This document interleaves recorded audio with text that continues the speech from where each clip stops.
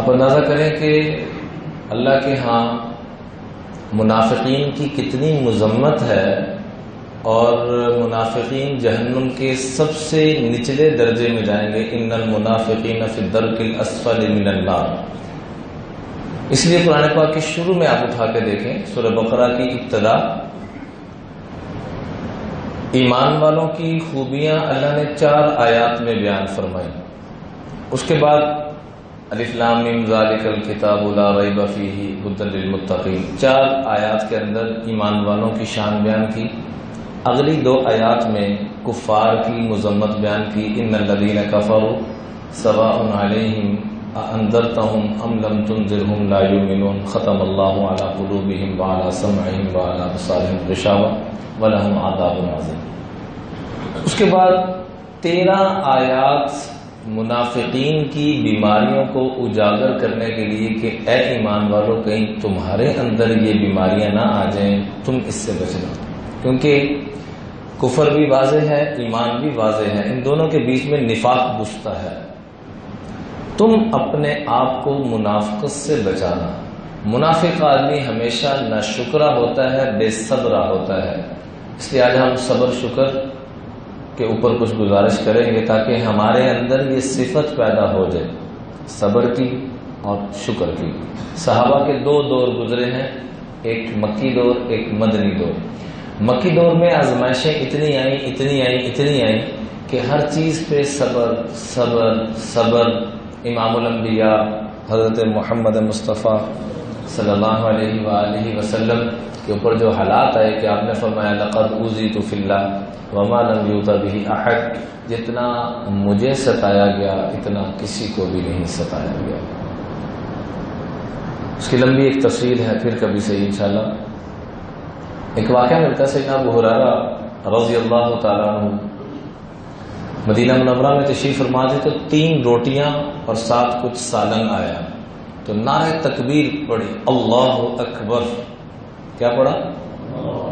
ایسی جوش اور محبت کے ساتھ۔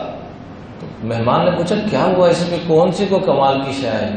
کہ تمہیں کیا معلوم، کئی مہینے ہمارے گزر جاتے تھے صرف پانی اور کھجور کے علاوہ کچھ بھی نہیں ہوتا تھا، تو میں کیوں نہ دیکھے اللہ اکبر، اللہ کی شان، اللہ کی عظمت، اللہ کا شکر ادا کیوں نہ کروں۔ تو 2 دور گزرے، ایک مکی دور جس میں آزمائشیں ڈٹے رہے، جمے رہے، صبر کرتے رہے، پھر ایسے دروازے کھلے کہ پھر شکر کی انتہا انہوں نے بھی کی اور رب نے اپنے فضل کی انتہا کی۔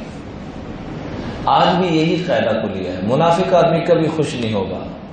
اس لیے آپ اکثر یہ رونا دیکھیں گے، جس سے پوچھیں کیا حالات، مر گئے، ڈوب گئے، رڑ گئے، نیت کریں سب آج کے بعد یہ جملہ نہیں بولیں گے انشاءاللہ۔ اللہ تیرا فضل ہے، تیرا شکر ہے، تیرا کرم ہے، میں اس قابل نہیں تھا جتنا کچھ تو نے عطا کر دیا۔ ایک اللہ والوں کے متعلق واقعہ تھا، شیخ سعدی رحمۃ اللہ علیہ نکلے باہر مسجد میں اللہ سے مناجات کر کے، جیسے محبت میں بندہ رب سے گفتگو کرتا ہے کہ اللہ یہ دے، یہ عطا کر، یہ عطا کر، تو جوتا نہیں تھا پاس، باہر نکلے کہ رب سے جوتا مانگ کے ملتا ہے، باہر گئے تو کیا دیکھتے ہیں کہ ایک آدمی جا رہا ہے جس کے دونوں پاؤں نہیں ہیں، تو وہیں زمین پر سر رکھ کے رونا شروع ہو گئے، اللہ مجھے معاف کر دے، تو نے مجھے پاؤں تو عطا فرمائے، کپڑے نہیں ہیں، خیر ہے، جسم تو ہے۔ ایک شخص کو سیدنا عمر رضی اللہ عنہ کے پاس لایا گیا کہ حضرت نہ اس کے ہاتھ ہیں، نہ پاؤں ہیں، نہ سن سکتا ہے، نہ دیکھ سکتا ہے، نہ بول سکتا ہے، یہ کس چیز کا اللہ کا شکر ادا کرے؟ فرمایا قضاء حاجت میں آسانی ہے، کہاں جی اس میں آسانی ہے، کہ یہ بھی نہ ہوتا تو کیا کر سکتا تھا۔ ہمارے ایک دوست مرحوم، اللہ ان کی قبر پہ کروڑ رحمت نازل کرے، کینسر کی آخری سٹیج، اور اتنی پریشانی، اتنی دقت، اتنی تکلیف کہ آپ کی سوچ، اور کو اس حالت میں پتہ لینے کے لیے آتا، شیخ صاحب کیا حال ہے؟ استاد محترم حضرت مولانا طارق نبی صاحب کئی دفعہ ان کا پتہ لینے کے لیے تشریف لائے، اتنا عظیم انسان تھا۔ دیکھیں پھر اللہ شکر پہ کیسے کیسے بندوں کو پتہ لینے کے لیے بھیج رہے ہیں۔ تو ان سے کو پوچھتا کیا حال ہے؟